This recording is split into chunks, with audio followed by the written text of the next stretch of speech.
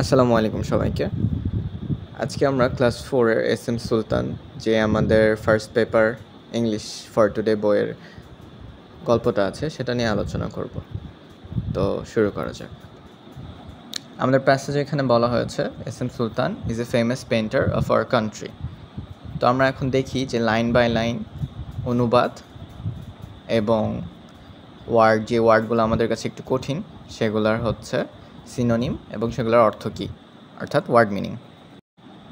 তো আমাদের প্রথম লাইনে এখানে বলা হয়েছে যে S M Sultan is a famous painter of our country, যার বাংলা অর্থ দাঁড়ায় এস এম সুলতান আমাদের দেশের একজন জনপ্রিয় চিত্রকার। তো এখানে আমরা কিছু ওয়ার্ড পাই, যেমন ফেমাস, পেইন্টার এবং কান্ট্রি। যেমন আমরা বলতে পারি যে Neymar is a famous footballer. তাছাড়া আমরা বলতে পারি da Vinci is a great painter. বা কান্ট্রি দিয়ে আমরা বলতে পারি যে দিস কান্ট্রি ইজ হিউজ।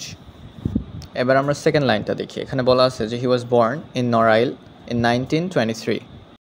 তো এই বাক্যটা অনুবাদ করলে আমাদের বাংলা দাঁড়ায় যে তিনি 1923 সালে নড়াইলে জন্মগ্রহণ করেন বা নড়াইল জেলায় জন্মগ্রহণ করেন বললেও হবে। তো এখানে অ্যাকচুয়ালি কোনো হার্ড ওয়ার্ড নাই। বর্ন মানে জন্ম নেওয়া, নড়াইল একটা জেলার নাম, আর 1923 মানে 1923 সালে। নেক্সট লাইনে বলা হয়েছে যে his family didn't have a lot of money. তো এই সেন্টেন্সটার অর্থ দাঁড়ায় যে তার পরিবারের কাছে খুব বেশি টাকা ছিল না। তো এখানে ওয়ার্ড মিনিং এই তো ফ্যামিলি বলতে পরিবার, এটা খুবই সহজ, এবং মানি বলতে টাকা। তবে অনেক সময় এখানে মানি না থেকে ওয়েলথ থাকতে পারে, যেমন his family didn't have a lot of wealth, তার মানেও সেমই দাঁড়ায় যে তার পরিবারের কাছে খুব বেশি টাকা পয়সা বা সম্পত্তি ছিল না। তারপরের লাইনে বলা আছে Sultan went to school for 5 years but then he went to work with his father. তো এই সেন্টেন্সটা যেহেতু একটু বড় সেহেতু আমরা এটাকে দুই ভাগে ভাগ করে ট্রান্সলেট করতে পারি। প্রথমটা বলছে যে Sultan went to school for 5 years। এখানে আমরা দুইটা অনুবাদ করতে পারি। একটা হচ্ছে সে 5 বছর, মানে সুলতান 5 বছর পড়াশোনা করে, অথবা সুলতান 5 বছর স্কুলে যায় বা বিদ্যালয়ে যায়। তো দুইটাই ঠিক, বাট 5 বছর পড়াশোনা করে এটা শুনতে একটু ভালো লাগে, তো এটা দেওয়াই বেটার।